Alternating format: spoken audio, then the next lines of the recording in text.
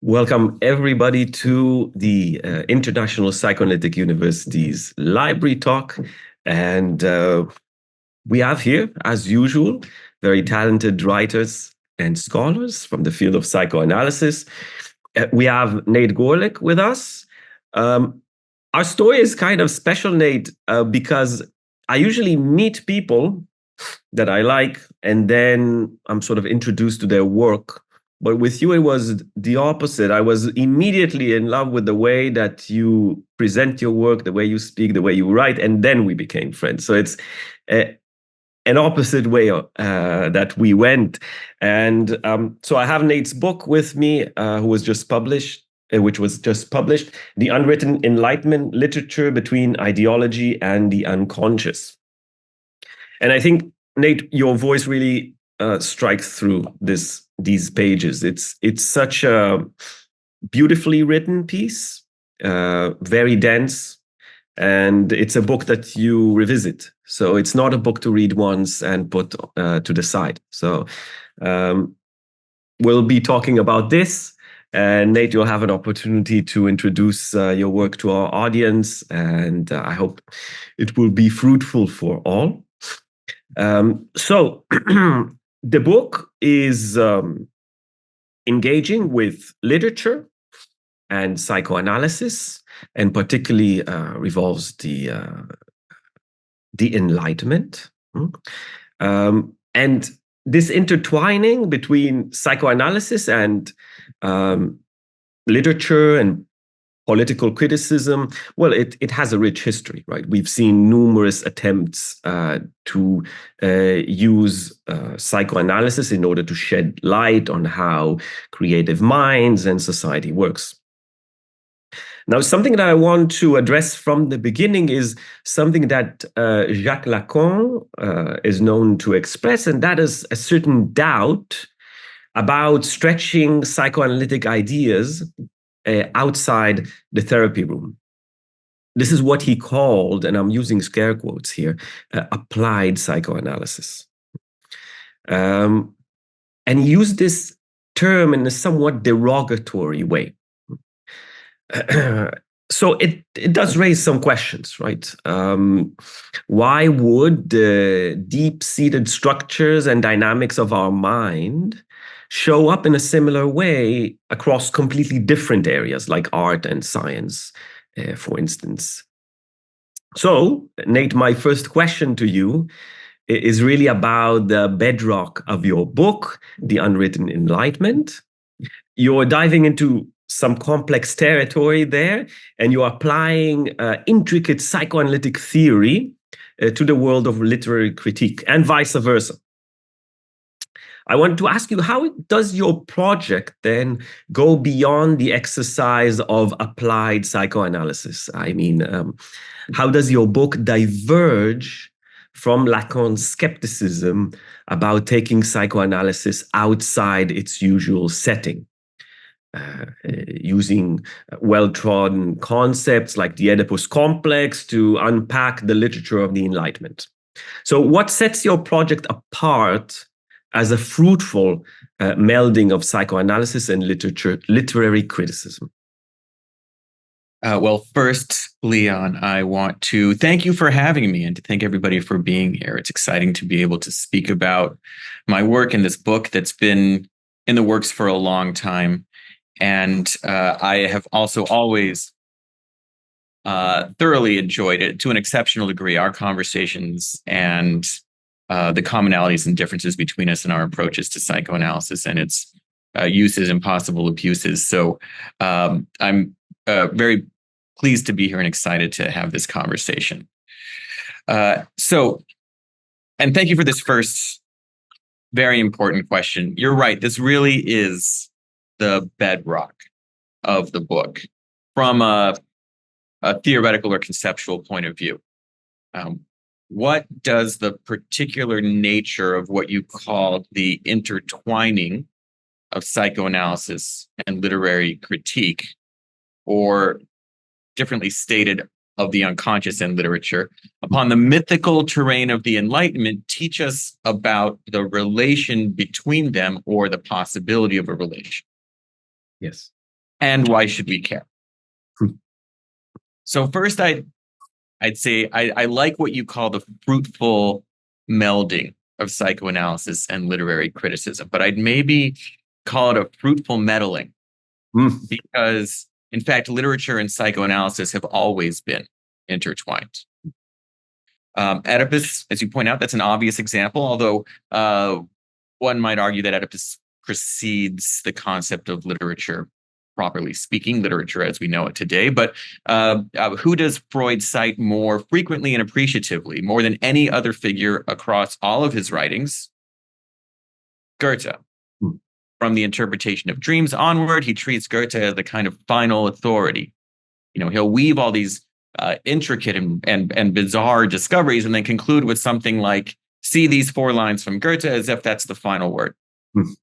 Or again, in The Uncanny, one of his most famous pieces on the question of literature, he variously notes that literature is in fact superior to lived experience when it comes to identifying and articulating that particular return of the repressed, the uncanny, that particularly unsettling anxiety. So as I say, literature has been there from the beginning. But with Freud, as with Lacan, all these engagements with literature are not literary criticism. Yes. Because they're not efforts to theorize an object of inquiry called literature. They're asking different questions. They're asking about the unconscious or about the subject. So these are all uses of literature as an instrument of explanation. And if you want, you could call this applied literature.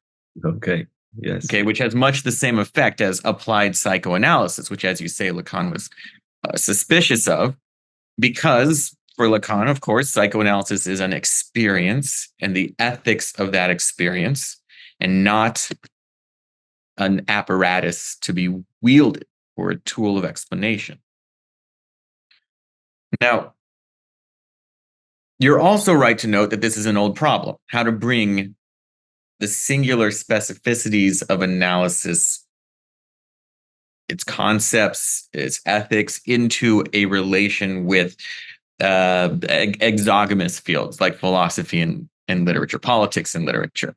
The history of this problem generally, on my reading, leads to one of 2 outcomes. Either literature is subordinated to psychoanalysis so that it can serve, and this is something Shoshana Feldman famously said almost 50 years ago now, so that literature serves to augment the analyst's prestige, or the other way around, psychoanalysis is subordinated to literature. So it's applied to characters or authors or social historical contexts, the way one might apply paint to a fence. Right. Yes. Now, so in both cases, my argument is that this is not a relation. It is an instrumentalization. Now, you could argue that the painter has a relation to the brush, but only as a tool. So what I wanted to figure out in writing this book was if it was possible to break this impasse. And so I went back to the root of the problem, the historical origins and the conditions for the development of both literature and psychoanalysis, which developed, as a matter of fact, at the end of the 18th century. And in response to many of the philosophical, the political, or aesthetic formations, we now group under the heading of the Enlightenment. Right. And there I found in those historical origins a commonality: literature, the unconscious, or literary criticism and psychoanalysis, a commonality which is not yet an identity, namely that both psychoanalysis and literary criticism are a response within the Enlightenment against the Enlightenment's particularly the way it formulates, in particular, its welding of subjectivity with representation. The way the Enlightenment conceives of the essential union of the subject and the way that subject is represented and represents the world. Mm-hmm. You're referring at the level of representation. Mm-hmm. You're referring here to the melding of the consciousness and subjectivity. Is that what you're referring to here? Yeah. In essence, the 18th century is the period during which consciousness is formulated in terms that are exclusive to rationality, intention, will, awareness.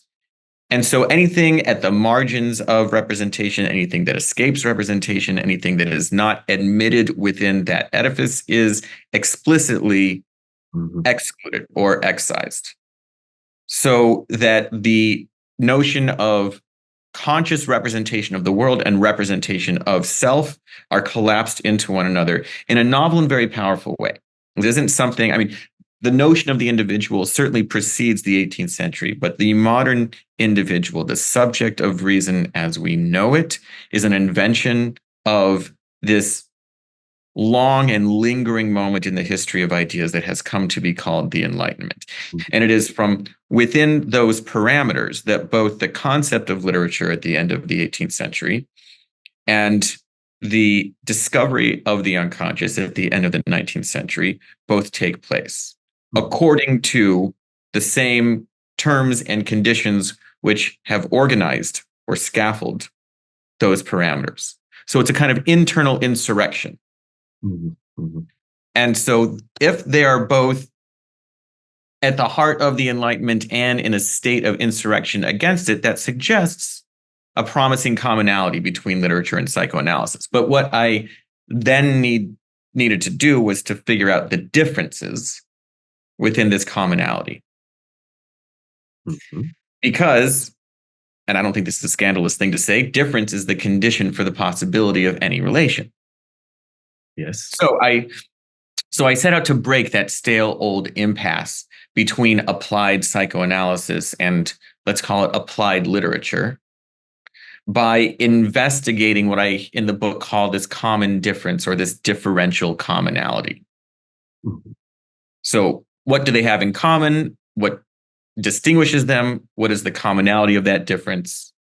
And in order to work this out, I argue that literature and the unconscious constitute two different structures of address, but that both are structured and driven by an ethical commitment to the negativity of language, to what it says without saying, to what it writes without writing, to what a given social symbolic situation represses, forecloses, or otherwise tries to erase, marginalize, ignore. All that stuff that nevertheless rebounds upon the order of the signifier in strange and surprising ways. And so if this is so, if these are two different structures of address that are both attuned ethically to the negativity of language, then these two ethics can inform one another without either one collapsing into or subsuming the other. So literary criticism can learn how to read with an attention to the unwritten, and psychoanalysis can better address itself to the literary dimensions of the unconscious, and in fact, the literary critical dimensions of its own practice, which, as I say, have always already been, since the beginning of the Freudian discovery, at the heart of that practice. So this is a lot. So to summarize, literature and the unconscious have been entwined from the start, conceptually and historically. This intertwinement has not yet produced the ethics of a relation between them. Articulating that ethics is not applied psychoanalysis. It is, I hope, the exercise of a mutually transformative encounter that through this mutual transformation might also subvert the legacy of the so-called Enlightenment without imagining we can escape from that legacy. So subversion on and with its own terms.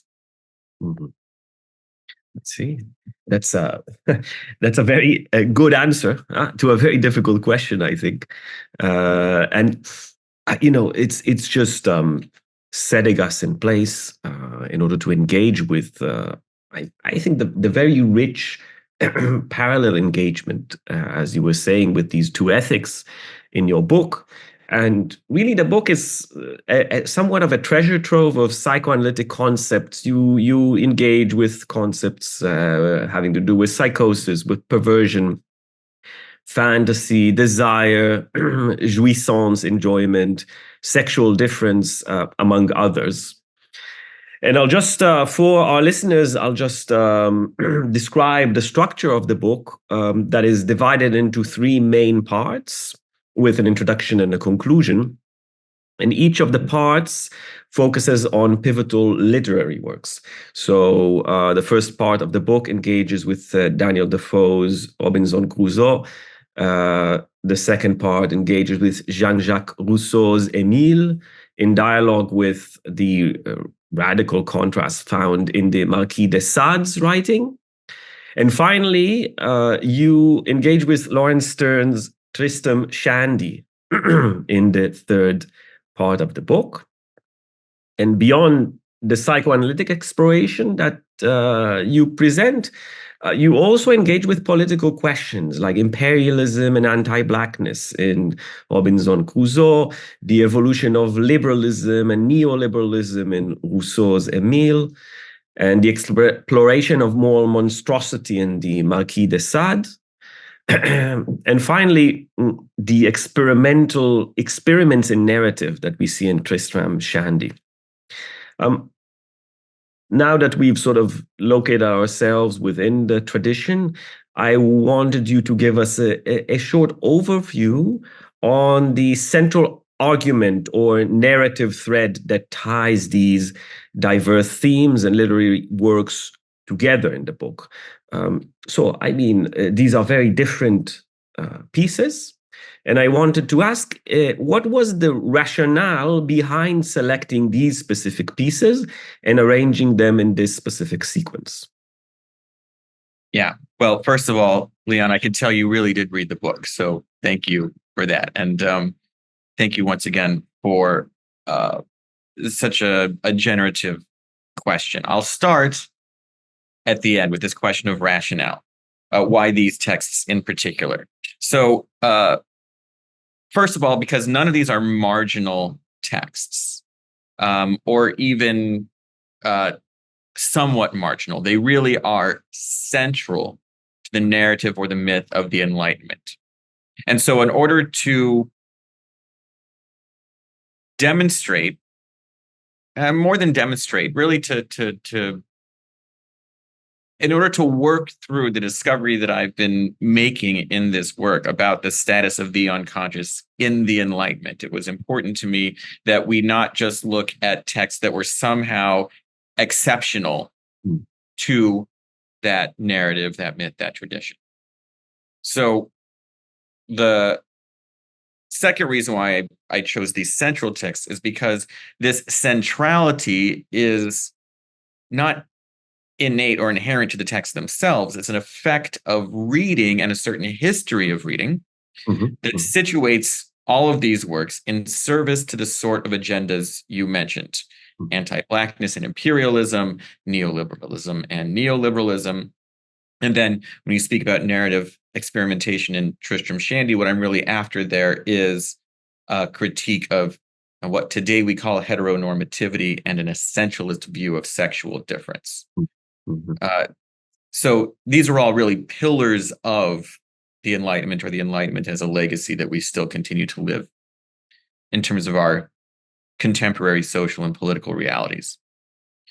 The third reason why these texts I chose in particular is because they are all experiments in novel form, in novelistic discourse, rather than exemplary of an established genre called the novel.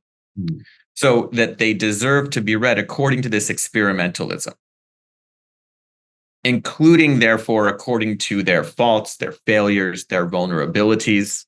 They're both at the heart of the Enlightenment and somewhat marginal to what has come to be called the novel, according to a law of genre that definitely follows from rather than precedes the period in question. Not that there wasn't a term like novels in the 18th century, but it is not necessarily the case that somebody would recognize, say, the Marquis de Sade's Philosophy in the Bedroom or Rousseau's Emile as novels.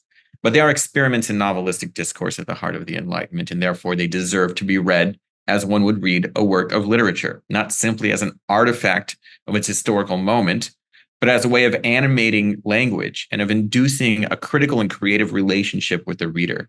In other words, a relationship that both elucidates and creates meanings through that interaction. And finally, all these texts are, I think, representative, the way an elected official might be representative of a certain population, a certain district. They're all representative of major movements in the history of ideas and the history of the present. Okay, so why have I arranged them in this sequence? Because you're right, they are all somewhat distinct, but I like to think of them, in fact, I wrote them as episodes in a larger plot. So while any of these chapters can stand alone, they are meant to be read together as steps in the articulation of a logic of fantasy. That's a Lacanian term, a logic of fantasy that work in the historical emergence of what I here call the subject of reason. So in this way, all these chapters, the introduction through to the epilogue, operate together like a Freudian construction. That is, they present the narration or the narrative organization of a certain logic of the unconscious. It is a logic of the unconscious at work in the articulation of the subject of reason. So it's already strange to say, does the Enlightenment have an unconscious? Because the Enlightenment is not a person. But is there a dynamic of the unconscious at work in the language of enlightenment that is formative in practical and lived ways for subjects of the unconscious or of literature or of reason in the decades or centuries that follow? And I think that this book is meant to is to build that logic up step by step. So we begin with Robinson Crusoe because this is the origin myth of the modern individual in its purest form. Yes. It's even explicitly the sort of the urtext for Rousseau's Emile. Rousseau says at one point that for his ideal pupil, Emile, who he fathers and follows from birth until Emile becomes a father and a teacher himself, he says until he's like 15, 16 years old, Emile is only allowed to read one book. And that book is Robinson Crusoe.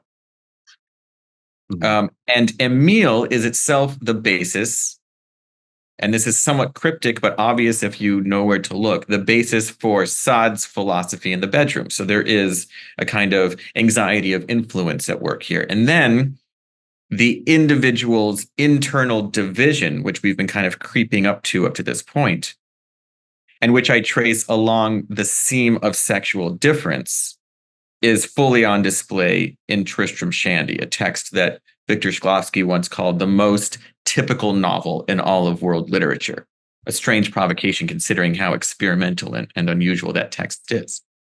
And there Tristram Shandy places the drive, as Freud defines it, definitively at the heart of the subject of reason, not as some later incidental invention.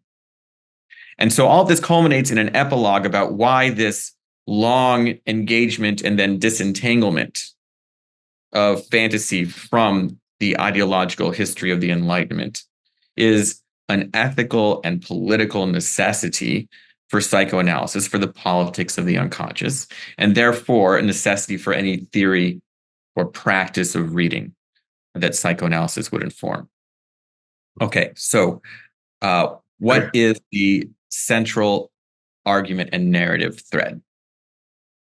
Simply stated, we have inherited an ideology of reason that stands at the center of our contemporary social realities, institutions, political imaginaries. What is this ideology? Where did it come from? What are its component parts? And how does an ethics of reading the unwritten within this ideological formation open it, and therefore the present, the everyday contemporary reality that it forms and informs, open all of this to the possibility of signifying otherwise, the possibility of new meanings for better and for worse. And so that ethical necessity extends to separating fantasy from ideology and holding them in a kind of rigorous opposition, precisely because of how inevitably entwined they can become.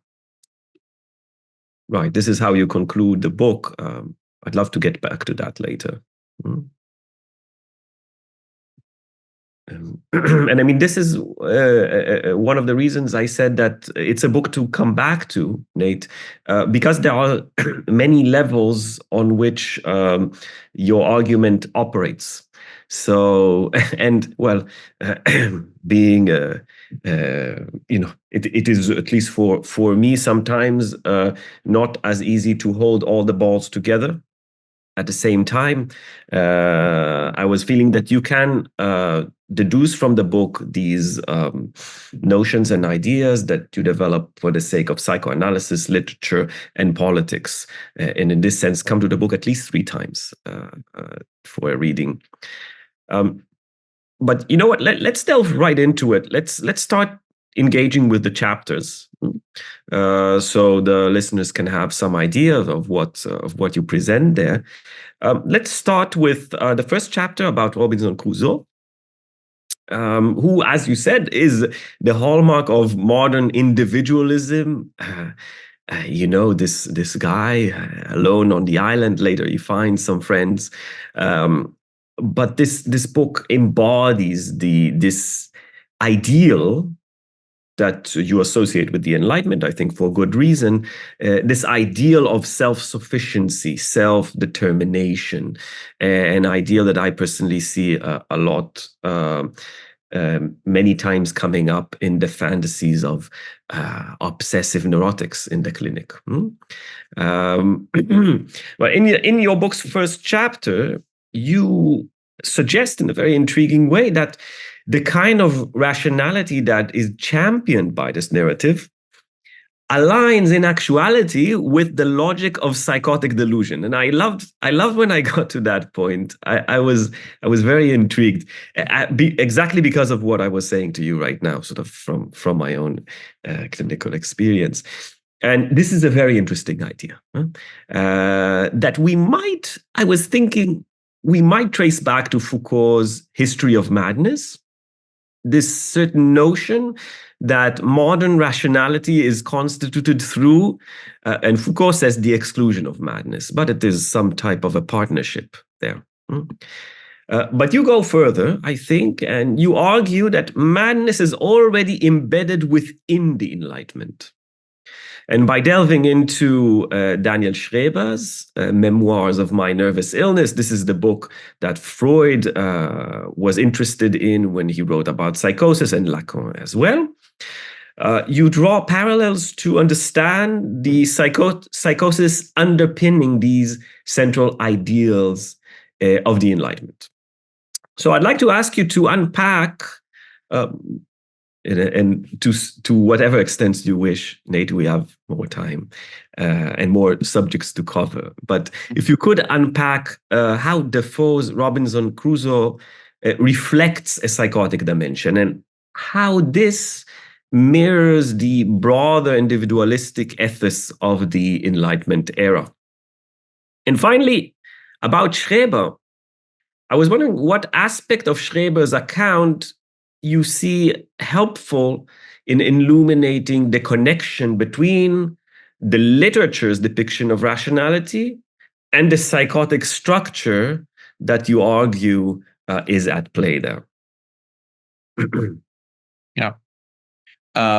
Thank you for that. And I do want to make sure that we have time to get to some of the other chapters and some of the other topics. So I'll try to keep this as succinct as possible, with the caveat that there's a lot more in the book than I can summarize in this conversation. So I'll say, first of all, I want to just echo your point about Foucault, who is sort of everywhere and nowhere in this chapter. In a way, he's kind of the ghost in the machine. He says that madness is embedded within the Enlightenment as its constitutive exclusion. This is a very roughshod summary of Foucault's point. But as you say, I want to go even further. I don't merely mean that there is psychosis in the Enlightenment. I mean to say that the Enlightenment is a psychotic project. That we are living, all of us, a kind of lingering collective psychosis. And that has, I think, profound implications for how we understand, as you say, Leon, the problem of neurosis. If by neurosis we mean the symptomatic impasses a subject faces between the demands and expectations imposed upon them by a particularly modern form of the social link, a kind of individualistic self-determination, and a domain of fantasy or unconscious desire, which is not always consistent with those demands and expectations, is often entirely opposed to it. Well, the psychotic lives that opposition in a radical way. So to say that the Enlightenment is a psychotic project, I think it becomes most apparent what this means, what it looks like when we situate this origin myth, the myth of the modern self-made man, alongside Schreber's memoirs. Because in doing so, we discover a structural homology between them. In other words, the structure of Schreber's delusion is mirrored in the formal characteristics of Defoe's novel, as well as in the structure of the personality that formalism forms.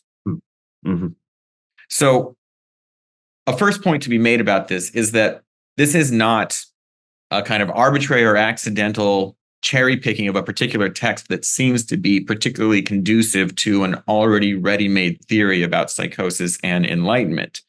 Robinson Crusoe is a particularly pervasive modern myth. Already the term modern myth is a strange one because we think of myths as stories that help make sense of our world or our relationship to a hostile external environment that do not themselves have an origin. But you can trace the myth of the modern self-made man all throughout our contemporary culture or civilization.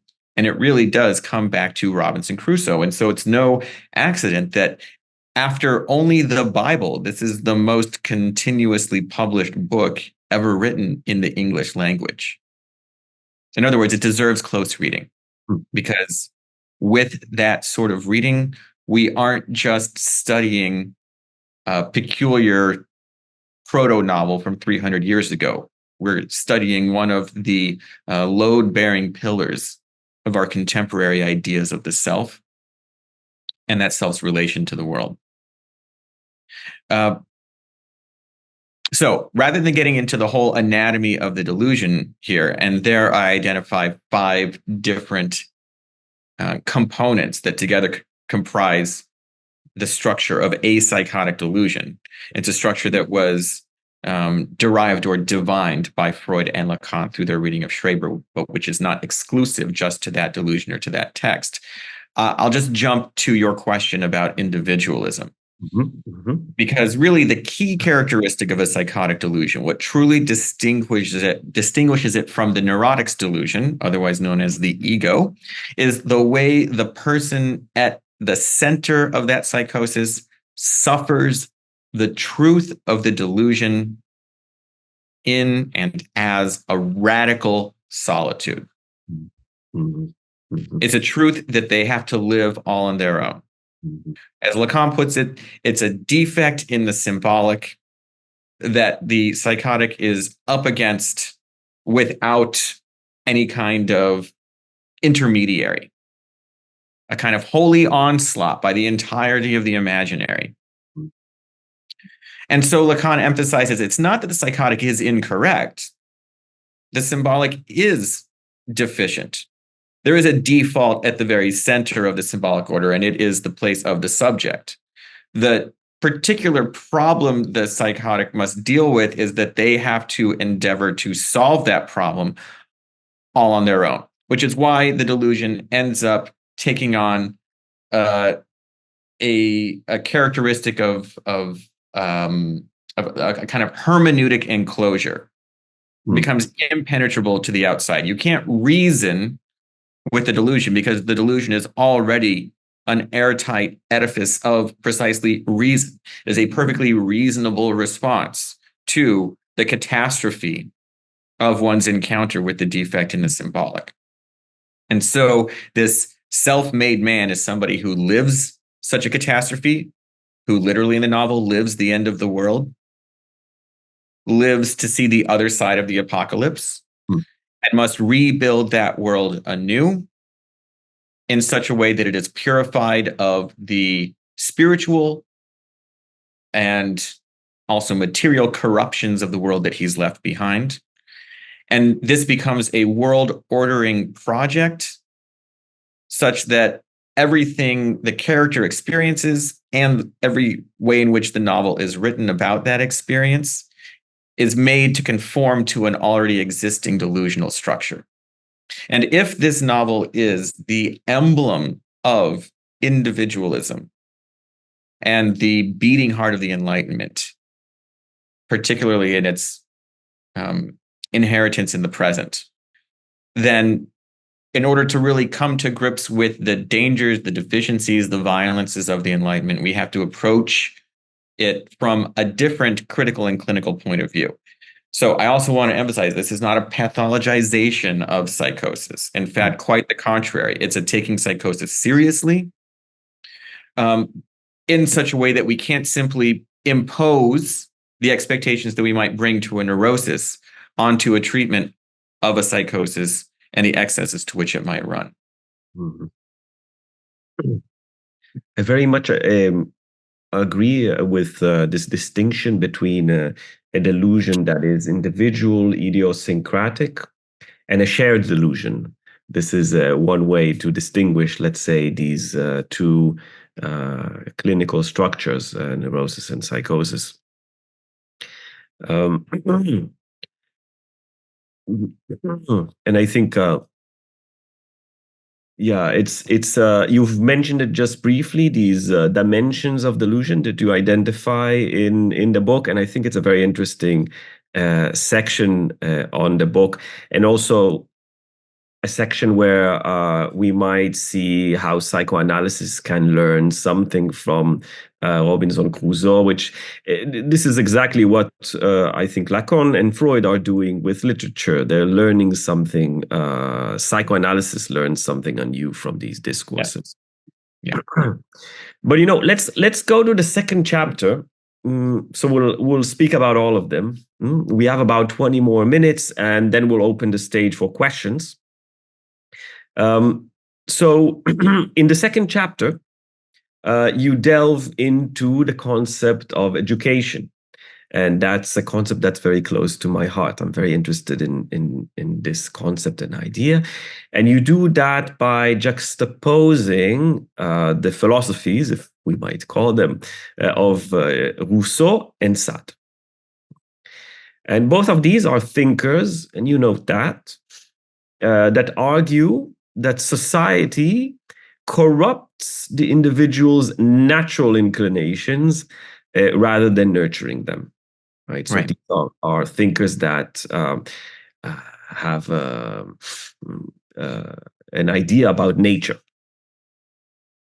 And both Rousseau and Sade propose that there's a certain true freedom and humanity, we might say, that education draws from nature itself, from something that precedes the social bond. And what you say in the chapter, and you've already mentioned this briefly, is that Sade, you think, does not only align with Rousseau's educational system, as he outlines it in Émile, but he also extends beyond it. He exposes the underlying truth of Enlightenment education and modern liberalism. So Sade is even more explicit in exposing these. So I wanted to ask you, what led you to draw a comparison between the two, especially in the context of Enlightenment thought and its legacy in contemporary education theories? And basically, could you share a little more about your interpretation of Rousseau and Saad's view on education then? Yeah.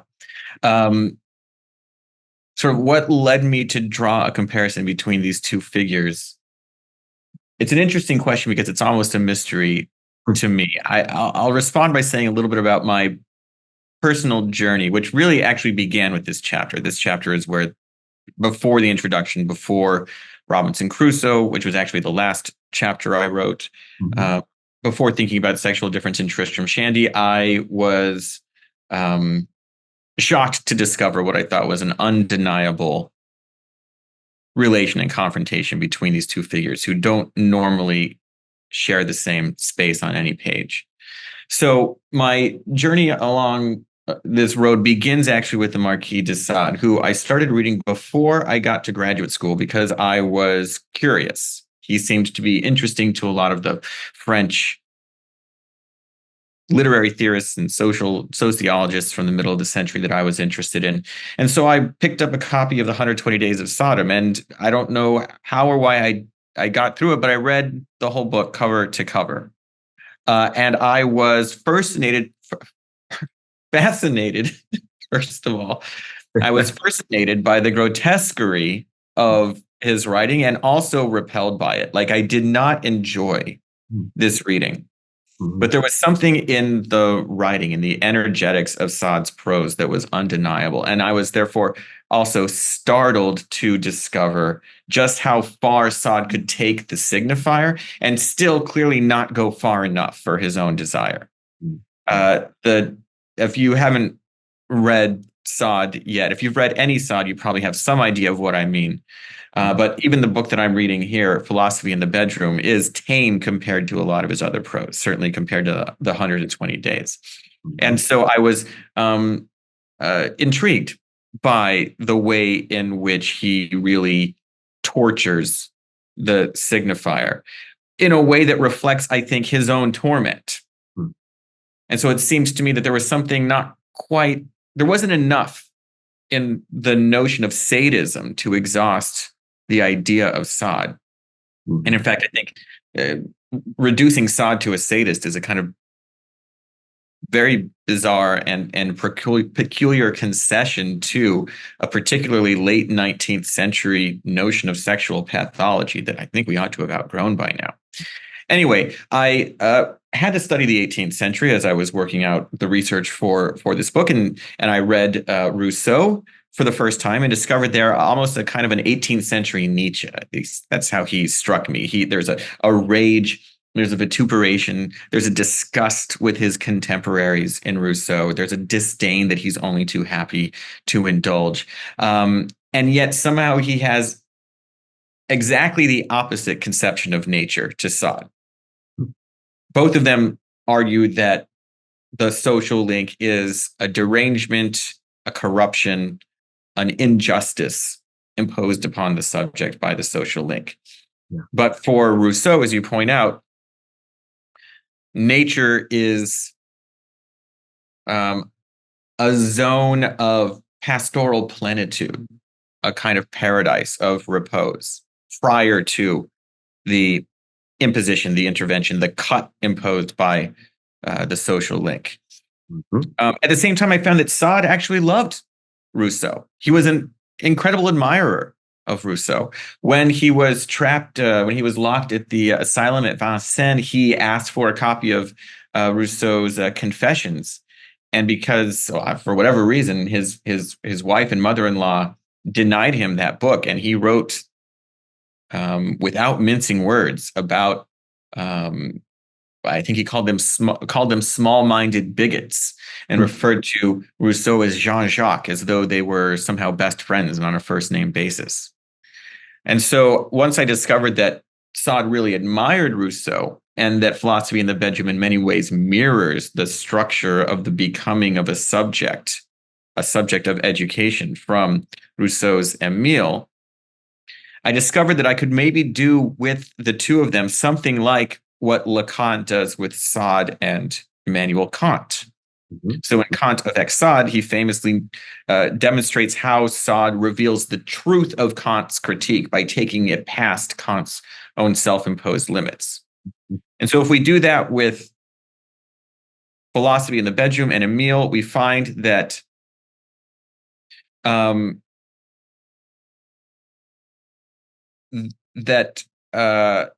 for both of them, nature is a master signifier, the master signifier in two senses. First, it's the truth that cannot be questioned, nature with a capital N, around which everything turns, but which is not itself put into circulation by the language that it animates. And it is a master signifier in a more literal sense. It is that which commands the text to be written. So that for Rousseau, his pen is only the instrument for the expression of nature. And the same goes for Sade. So, whereas Rousseau sees nature as the return to a kind of happy repose, the elimination of tension between desire and its fulfillment. In other words, if Rousseau is driven by what Freud calls the pleasure principle,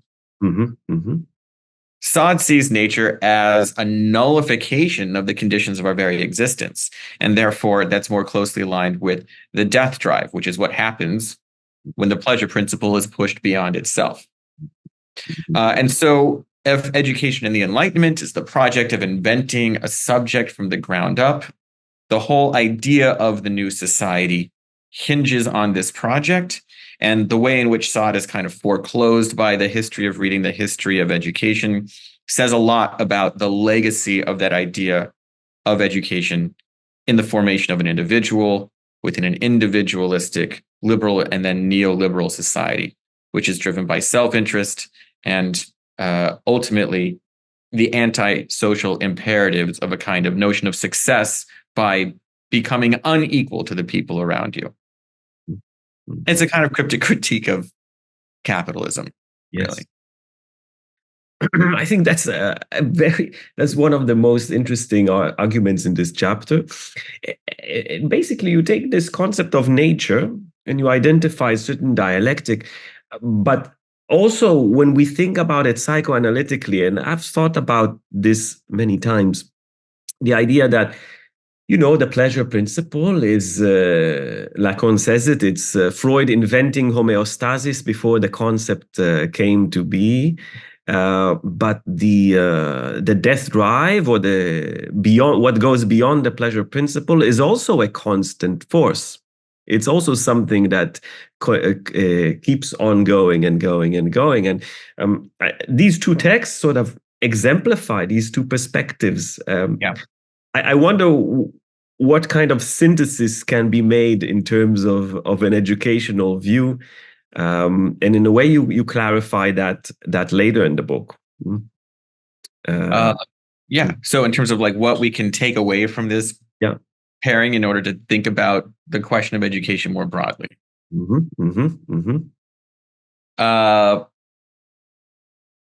So I would just add to your characterization of the pleasure principle and the death drive here that in the text beyond the pleasure principle, it becomes clear, and Freud says so explicitly by the end, that all along the pleasure principle has operated in service to the death drive as a kind of attenuation of it, as a sort of abbreviated repetition of it, so that the death drive really is the constant to which the pleasure principle bears witness. This is one reason, I think, why later on Lacan will clarify that there is no sex drive and death drive or multiplicity of drives. There is one drive, and it is the death drive. What this has to do with education today, well, I would say first, the way I'm attempting to articulate the alternative conception of the subject of education through Sade's subversive reading of Rousseau is in terms of what Lacan calls the right to jouissance. You'll have to explain this Yeah. to the listeners. So, right. So jouissance is the name for that sort of painful enjoyment, which is not a pleasure that drives the subject beyond the pleasure principle. It's a pleasure that can only be experienced by the ego as an unpleasure or a kind of a torment. It is what compels us to repeat what doesn't feel good for us, at least according to what we think we want or need. And it's also the expression of an impasse between a desire at stake in unconscious fantasy and the sort of desires that we are supposed to have according to the directives of the social order to which we are compelled to belong. Mm-hmm. The right to jouissance, then, as opposed to any other sort of right, really as the foundation of the right to have rights, would be a right not to enjoy whatever we want, not to do whatever we want, which is a pervasive misreading of Sade. You see it all throughout the literature in the 20th century. I picked on Maurice Blanchot in particular because he's the best reader of Sade along these lines. It's not a kind of completely egoistic and selfish right to do whatever we want, to take whatever we want, to enjoy whatever we want, but in fact, the right to be used by our own fantasy. Mm-hmm. The right to be tormented by our desire. Mm-hmm. Not freedom for the pursuit of happiness, but a freedom for the pursuit of dissatisfaction. Mm-hmm.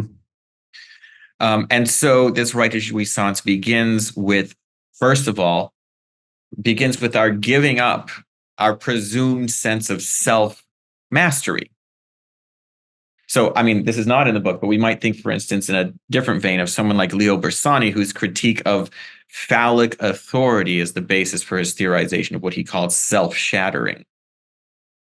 So it is, first of all, a giving up the imagined idea that we are masters of our own destiny, or that we are obligated as individuals to hold the weight of the world on our shoulders. This is the inheritance from Robinson Crusoe that such a right would reject.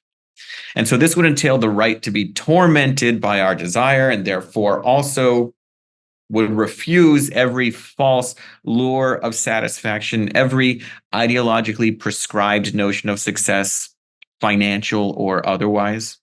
It would mean not the radical freedom of the autonomous individual, but a certain radical unfreedom, which is not the same as imprisonment or what Rousseau, without talking about actual enslavement, calls slavery, but unfreedom like the unconscious or the uncanny. Mm-hmm. Such a society, I think, would be impossible. It would be at least impossible within, literally unthinkable, within the parameters of the present. But it would mean that education would be redefined as the process by which one learns to follow the trail of their desire, not despite, but because of the dissatisfaction one thus endures.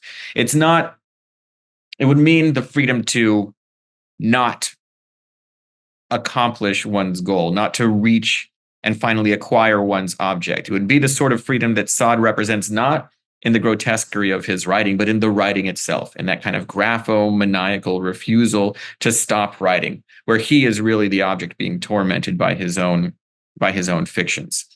It's not, so it would be a kind of an education built on the freedom to fail, but not in this kind of cliche sense of failure is the key to success, but failure as, the core of an ethical commitment to try and fail again. I think this is already what psychoanalysis, the ethics of psychoanalysis, clinically or pedagogically, is all about. Yes, there's something to it, huh? It's a common complaint among analysts in Lacanian analysis that it doesn't matter what enlightening insight they reach. Finally, the analyst always questions it, or what goes on, what else. It never ends. Yeah. And in Freud's own case histories, they're all histories of his failure as an analyst. Yeah, in part because this makes clear that psychoanalysis is not a therapeutics of adjustment, where the goal is to feel better, but perhaps the goal is to fail better. Nicely put. I see we're almost out of time for me, but I want to ask one last question about the third part of the book, and then we'll open the stage up for others. I've seen some comments in the chat, but it would be nice if people could yield their voice to the discussion. So let's see if that happens. But let's get to the third part, which is an analysis of Tristram Shandy. And this is, you say, a pivotal text for understanding the intricate dynamics of sexual difference. And this is a concept that psychoanalysis grapples with, particularly in Lacanian psychoanalysis. Freud was wondering about this. He was wondering, what does a woman want? And he actually had a hard time reaching any conclusion there. So for Freud, the difference remains some type of a mystery, a dark continent, as he says. But Lacan goes to great lengths to think about that. And there's a lot of, I think, strands in contemporary feminism that also are rooted in the theory of difference. But it's interesting that the novel, and I'll quote you there. It's a very nice quote from your book. The novel is a broken sex machine, you say. And it symbolizes this perpetual disconnect between signification, between what is meaningful and the subject. So it illustrates, as you say in the book, that the sexual difference, a sexual relation, is a non-relation. And that sexual relation never stops not being written. And you say that Tristram Shandy engages with this theme, not only through the narrative and the content, but also through its form. So that's a very interesting argument about form and narrative. It makes the reader face or let's say confront this problematic of sexual difference. So I wanted you to maybe briefly tell us how Tristram Shandy showcases the inherently sexed nature of the literary subject, and then what insights does the novel offer to psychoanalysis on this topic, on sexual difference, especially in terms of understanding the interplay between language, desire, and this impossibility, the impossibility to articulate the sexual relationship. Yeah, thank you. So I'll say, first of all, as somebody who has been swimming through Lacanian waters for many years now, I have been frankly astounded to discover the degree to which the actual practice of psychoanalysis, or the institution of psychoanalysis, is resistant to the notion that sexual difference is not about biology or identity or even desire, or that it somehow forms a kind of moral or psychological imperative to which one is supposed to conform. So to put my cards more clearly on the table, there is a bizarre and I think utterly wrongheaded kind of anti-trans tendency in a lot of contemporary psychoanalytic practice, which again, I say is astounding to me, because it is, I think, axiomatic from a Lacanian point of view that this is not how sexual difference works. What Lacan means by sexual difference is not the difference between one and another one, but between the difference between one, which is the kind of idealized form of what he calls the phallic function, a kind of masculine ambition to have it all, to say it all, to make sense, and the many, which is everything that isn't obsessed with that sort of masculine ambition for certitude, for power, for authority. Precisely, yes. And so these are also two modes of the signifier to which we are all subjected, since after all, as Lacan says over and over again, a signifier represents a subject to another signifier. Not as a representation, but again, as a representative.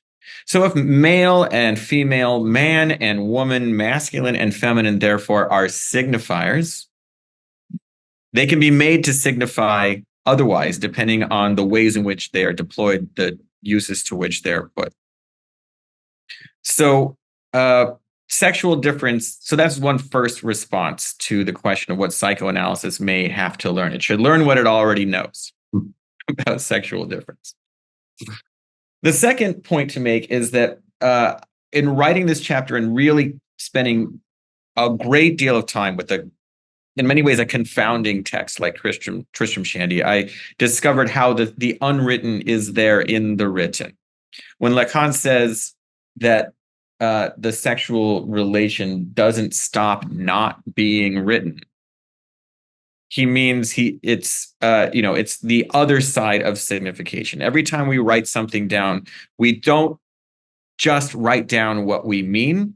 We also open that writing to an unpredictable panoply of possible other meanings that will be discovered, though never determined, by the indefinite infinity of possible readings to which it could be put. And so this potential of miscommunication is not an accident of signification, but in fact, it's very conditioned.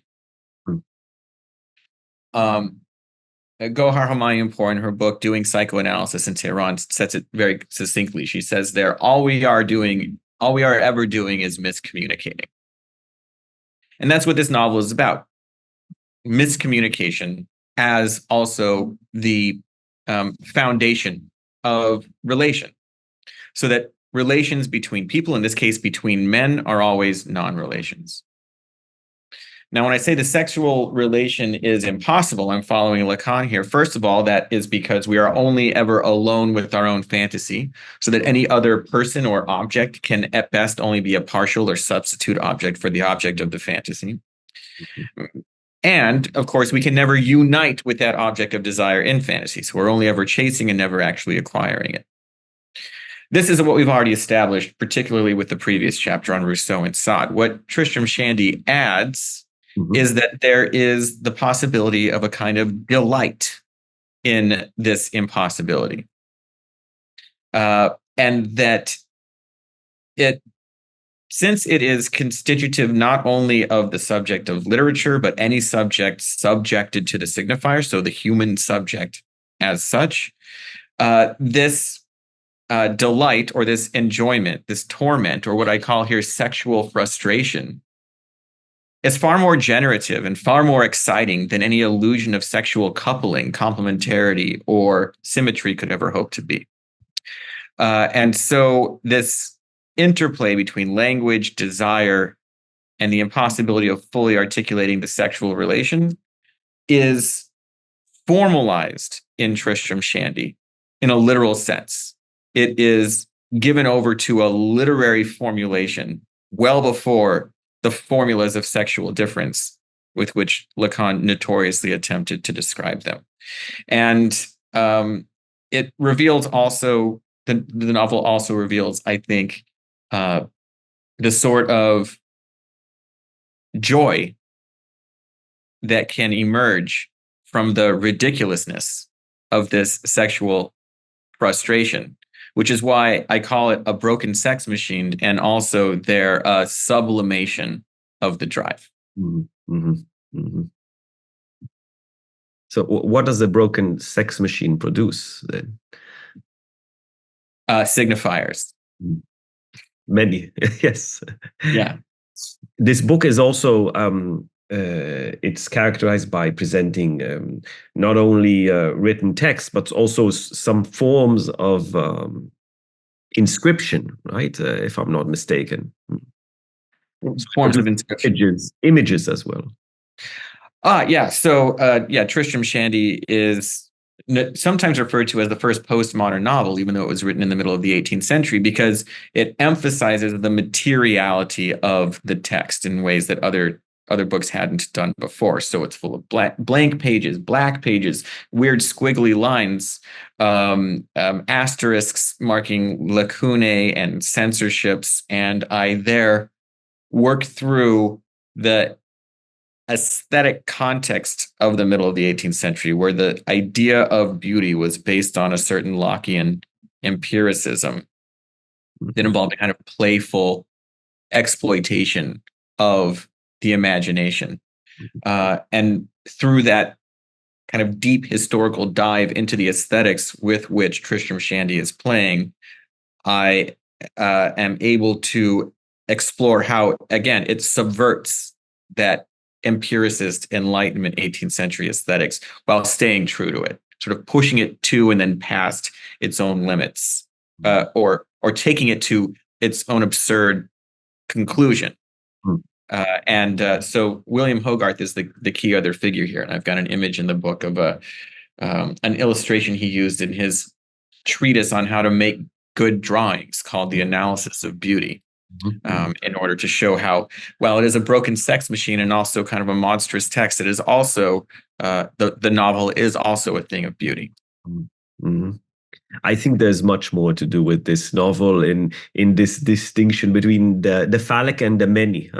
Lacan did so much work with Joyce, and I think that Tristram Shandy is well, yeah, I'm looking forward to see what you do with it. Thank you. Yeah, there's a moment in Ulysses actually where Joyce goes through, and I think it's Ulysses, right, where he parodies the narrative voices of key literary figures throughout the ages. He's got a moment of Defoe, which just looks exactly like Robinson Crusoe. He's got a moment of Sterne where it looks just like Tristram Shandy. And so definitely that modernist moment. Virginia Woolf looked at Tristram Shandy as the finest novel ever written. So it does have contemporary formal aesthetic literary consequences as well. Mm-hmm. Fantastic. I will have to stop. I'm sorry. I have some more questions, but we should leave some time for those who want to ask. Yes, everyone's been so patient. Thank you. Yes. So at this point, the stage is open.